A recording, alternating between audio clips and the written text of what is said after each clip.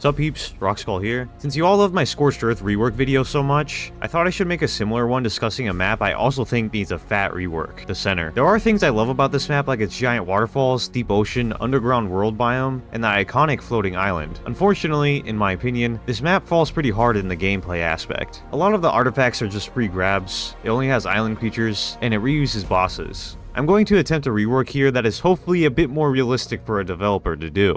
Let's get into my suggested changes to help fix the issues I have with the map. Starting with the biomes, we'll begin with a new island I wanted to add on this map, the Desert Island. This island will be located in the fairly empty bottom left section of the map, and it will be home to Scorched Earth resources like sand, silk, cacti, sulfur, and salt. I also made the top left ocean section of the map deeper with its spawning ocean creatures, just so there's actually something there as well. The underground world will be given aberration resources too to make it more attractive to explore, those being fungal wood, green, blue, and red gems, and gas veins. The volcano island has been given a major visual overhaul where it actually looks like an active volcano island. That means no green things, just burnt trees that give you charcoal similar to Ragnarok. There's also now a small wyvern trench on the southeast side of the island, which of course contains wyvern eggs players can collect. As a skull myself, I of course had to update the Skull Island too. I was a big fan of the features the old skull had, but I also like the new design, so I decided to combine the two. The skull is now a charcoal / black color. You can go pretty deep inside it with lava in the lower portions, and it also contains resources like obsidian, metal, and crystal just like before. I additionally would like some sort of flat area to return inside of it, so people can make a base inside if they wish, like me. A big general change I wanted to add is that the color of sandstone around the map has changed as well, making it easier to differentiate each biome with a separate color for each. Another general change I wanted to make here is fixes to the grass, clouds, and water visibility similar to Ragnarok. I find these things on Ragnarok to be really well done, so copying them over to the center would be really nice I think, especially the water visibility.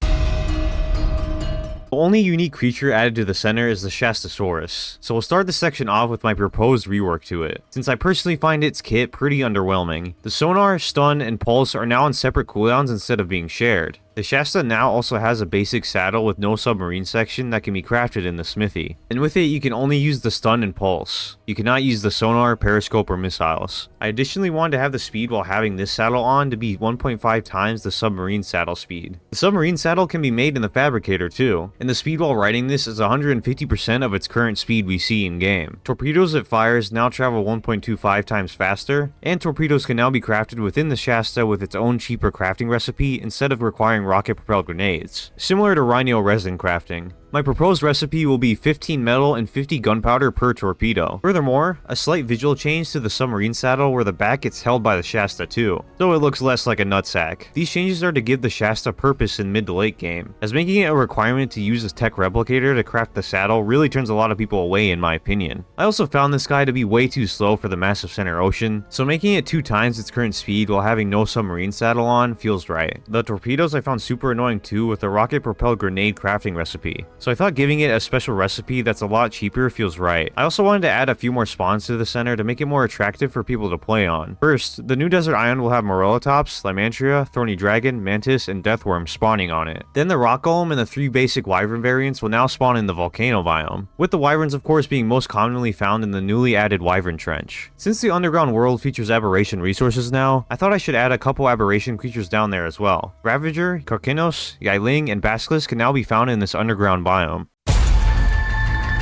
A lot of the caves / artifact spots on the center have issues in my opinion, so we will go over each one by one with my suggested changes. First is the jungle cave. The 2 entrances near the western side of the cave have been removed, and now have been made into their own miniature resource caves. There are now also a bit more frequent land spawns, and piranhas and sarcos will attack you in the water where the artifact is located. The artifact's location has also been made a bit more obvious, and the immune artifact is now required for all levels of the boss fight. Overall, these changes aim to make the jungle cave actually a challenge, as currently you can just enter right where the artifact is located with no resistance for a free grab. For some reason the artifact isn't required for the boss either, so I changed that. I wanted to make its spawn location more obvious too, as right now it spawns in the kelp and grass, making it difficult to locate. Next up we got the North Ice Cave. I find this cave to be a decent design with its underwater sections and how easy it can be to get lost. However, I find that fighting creatures is a bit too easy here, so now polar bears will spawn in the cave similar to the snow cave on the island. An additional note here is that I fixed the bug where the artifact just spawns in the water. Like come on, how is this crap not fix, man. Instead of all those basic cave spawns, the lava cave now spawns mantis, rock golems, aloes, and rexes. This would give the lava cave a very fun and unique difficulty I think it needs. The artifact of the strong location has also been made a bit more obvious by putting it next to the torch on a raised platform. The cliffside cavern isn't even a cave, but the artifact location has got this cool ice castle surrounding it. Instead of making things complicated by adding a whole new cave there, I thought it would be a fun idea to just add a mini boss similar to Ragnarok. I'm thinking it will simply be a giant freaking yeti with like 10 times the stats of a normal yeti, and he only gives you the artifact once he's defeated.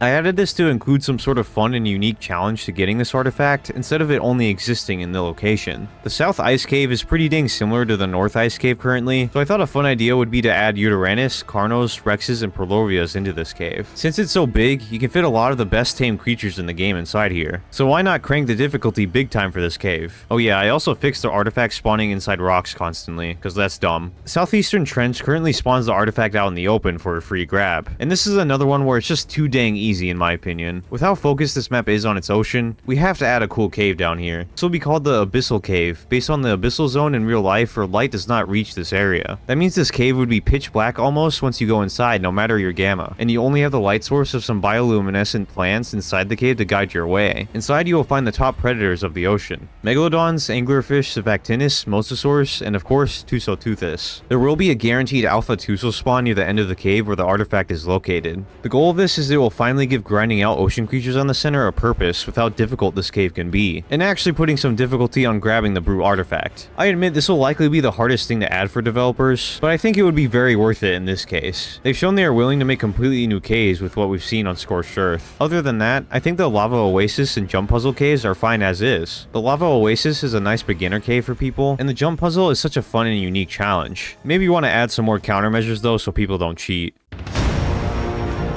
Now we got the big boy boss of the map. Before we get into the boss itself, I wanted to change the tribute slightly where an Alpha Megalodon Fin, Alpha Lee 60s Blubber, Alpha Mosasaur Tooth, and Alpha Tuso Eye are required for the Alpha version of this fight. This is to make the tribute a bit more interesting and incentivizes the player to go into the ocean more. Currently in ASA, the boss fight spawns you in this arena with water everywhere on the ground, and has you fighting the Megapithecus and Broodmother. Overall, I find reusing these bosses to be super underwhelming, and the new arena I'm not the biggest fan of still with how basic the interior is. The one we had in ASE was super unique with its Chinese theme, and since it fits with the boss I want for the arena, I think we should consider adding that old arena back. The current ASA one can stay visible on the map if the devs want to. Before I talk about the new boss, I want to say I highly considered adding a fully aquatic boss to this map with its heavy ocean themes, but unfortunately I know adding this would require a lot of dev work, mainly to the map itself and obelisks, as you can't have land obelisks when you want to bring ocean creatures to a fight. That requires a bunch of technical and graphical changes I don't think many devs would be willing to do. If they were willing, though, know that I was considering a giant Leviathan similar to the gargantuan Leviathan concepts I've seen for Subnautica. Basically Aquatica boss, but better. Anyway, the boss we are going to add here instead is the Baihu. This will be a giant white tiger based on Chinese mythology, and it's got some pretty powerful abilities. Starting out, it has a basic bite, and can also do a swipe attack with its claws that cause the bleed status effect, taking away 5% of a creature's health over 5 seconds. It additionally has a leap attack it will use at 75%, 50%, and 25% health to jump on top of buildings, and it will then roar in the air to summon white colored Thylas to attack the player. Once the Thylas are killed, it drops down with an icon showing its drop location. Then when the Bayou lands, it will ground pound and deal massive damage. Once the white tiger reaches 10% health, it will go berserker mode with blue flames surrounding it, and cast its attacks at twice the speed as a last ditch effort. The player will be rewarded with a white tiger trophy and flag once it's killed. I think this might be one of the most challenging bosses if it is added, as those bleed percentage base attacks will make the typical strategies a lot less viable. You'll have to prioritize raw damage over health similar to the dragon fight.